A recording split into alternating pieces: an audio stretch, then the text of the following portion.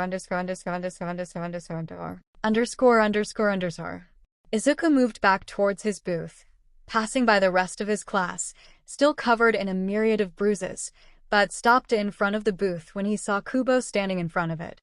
Kubo moved over to Izuku, who stiffened and seemed to lean back, which caused Kubo to stop, settling for simply standing a few feet away from him. "You didn't deserve that." Izuku scoffed and rolled his eyes. "What do you want?"